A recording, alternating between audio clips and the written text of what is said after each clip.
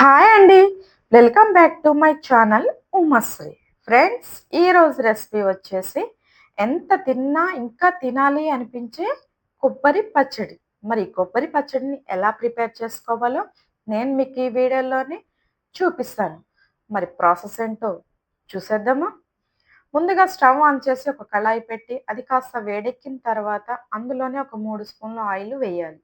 Oil కాస్త వేడెక్కినాక అందులోనే ఒక 2 స్పూన్లు మినపగుండ్లు, ఒక 2 స్పూన్లు పచ్చిశనగపప్పు, ఒక్క స్పూను జీలకర్ర. ఈ మూడిటిని కూడా ఏసి ఒక నిమిషం పాటు మీడియం మంట మీద వేయించుకోవాలి.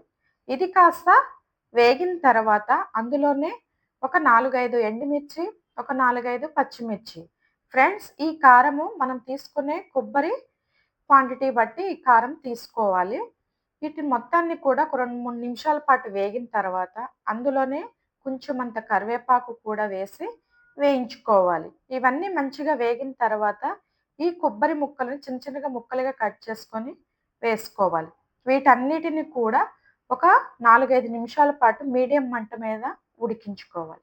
ఫ్రెండ్స్, ఈ కొబ్బరి పచ్చడి అన్నంతో తిన్నా, అట్టుతో తిన్నా, ఎలా తిన్నా, ఎంత తిన్నా వదలబుద్ధి గాదు ఫ్రెండ్స్. అంత టేస్టీ కొబ్బరి పచ్చడి. ఇది మొత్తం కూడా వేగిన తర్వాత దాన్ని ఒక ప్లేట్‌లోకి తీసుకోవాలి. అదే ప్యాన్‌లోనే ఒక 2 స్పూన్ల ఆయిల్ వేసి టమాటా ముక్కలను వేసుకోవాలి. పెద్ద సైజు టమాటాలైతే 2, చిన్న సైజు టమాటాలైతే 3 సరిపోతాయి ఫ్రెండ్స్.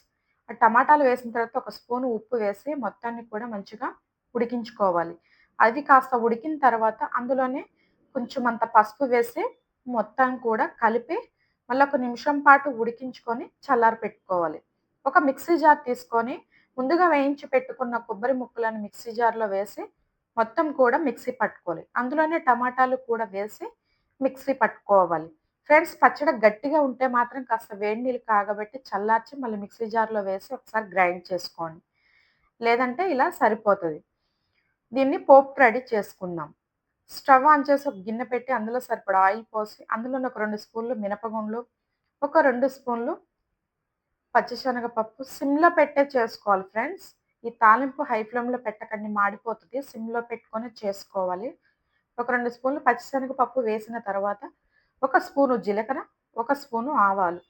వీటిని మొత్తాన్ని కూడా ఒక 2 నిమిషాల పాటు మీడియం మంట మీద వేయించుకొని అందులోనే ఒక ఒక ఎండుమిర్చిని చిన్న చిన్న ముక్కలుగా కట్ చేసి వేసుకోవాలి. అందులోనే కొంచెమంత కరివేపాకు వేసుకొని తాలింపొచ్చిన తర్వాత ఈ పచ్చడిలోని వేసుకోవాలి. ఫ్రెండ్స్, ఈ పచ్చడి చాలా అంటే చాలా టేస్ట్ ఉంటది.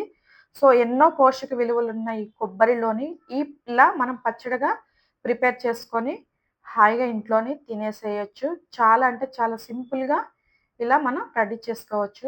ఫ్రెండ్స్, వీడియో అంతా చూడండి, ఎక్కడ స్కిప్ చేయకండి. ఎలా వచ్చిందో కామెంట్ బాక్స్‌లో కామెంట్ చేయండి.